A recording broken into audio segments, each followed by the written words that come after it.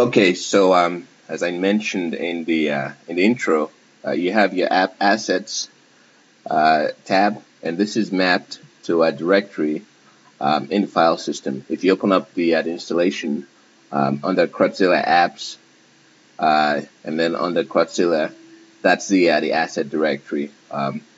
It's where all your work is stored. Um, so the first thing I guess you would want to do in any development environment is to actually create an application.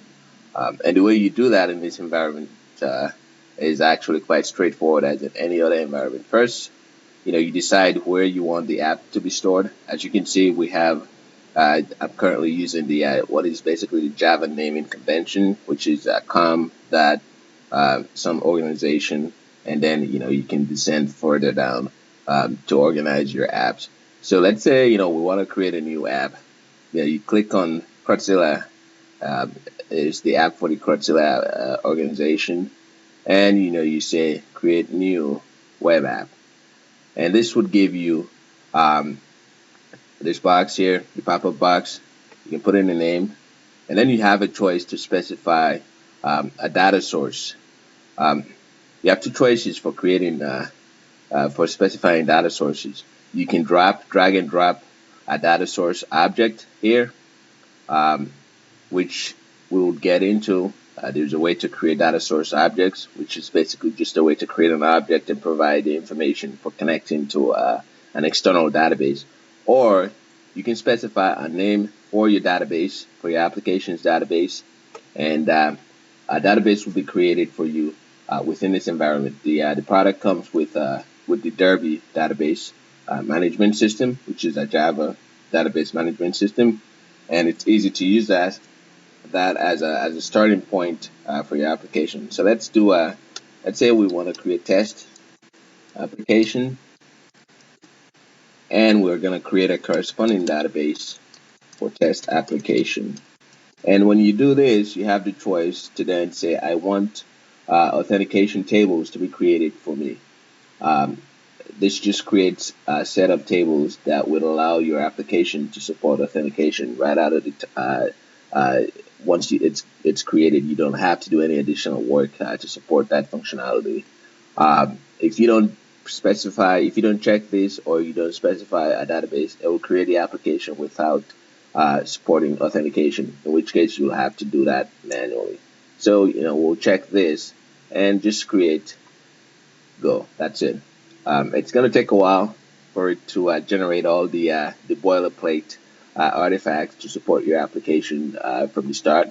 And another thing you should notice, the application creation process is a bit sluggish. It might take a minute or two to create the application, which is kind of slow. And the reason for that is because the CRUD base is a database system, and the taxonomy, the taxonomy layer that is used to navigate the CRUD base is inherently slow. Because it's not a file-based system, whenever you want to find stuff, you basically have to navigate a bunch of nodes and look through their children until you find what you're looking for. So when you're creating an application, it's doing a whole lot of that to generate all the artifacts for you. And so that process is a bit sluggish. In the future, we are working on improving that and making it a whole lot more snappier than it currently is. But it should not really be a problem, because it's not like you're going to spend your day creating applications. An app is something that you'll create occasionally, and then you work on it. So that's something to look out for when you actually open the app and you try to create a new app. It will take maybe a full minute or even two, depending on how slow your computer is. Maybe that's the time to take a coffee break while the app is generated. Again, we hope we can fix that in subsequent releases of the product. So let's give this a minute. It's going to create the application fully supporting authentication, which saves you the extra work, and you can get right to creating your application by creating CRUD. So we see what happened there.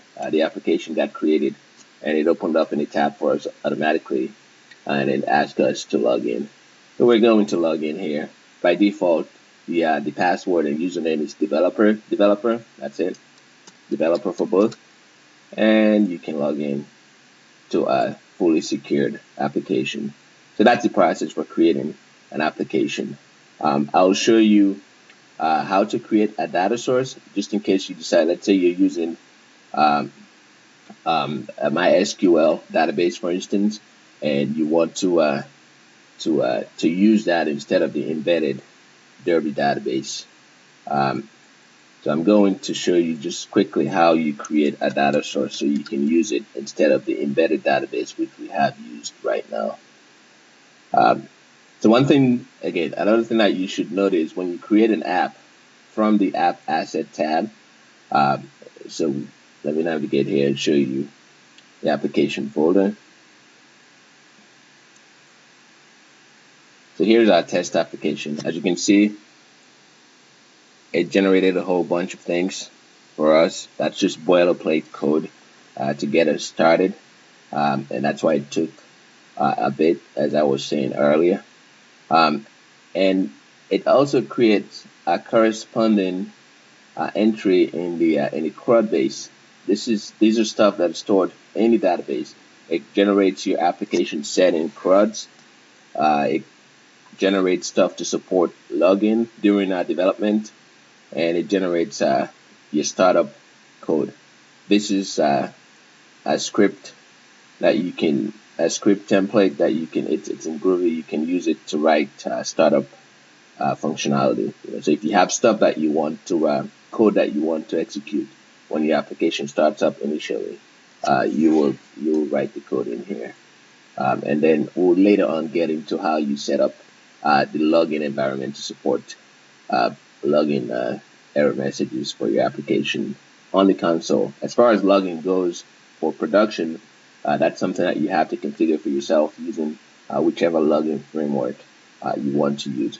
The CrudZilla app settings, that's just your setting. It has a bunch of CRUDs in there that support configuring your new application. We'll take a look at an example of a CRUD. Again, I said I'll get into what a CRUD is in a subsequent screencast, but this is an example of what a CRUD looks like, and this one represents your application setting. It's actually quite straightforward. This is the name and these are the values, but again, it's a lot more interesting than it looks.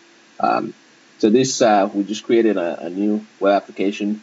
I told you I'll show you how to create a data source, because that's important especially for business applications. You basically decide, where you want the data source to be stored.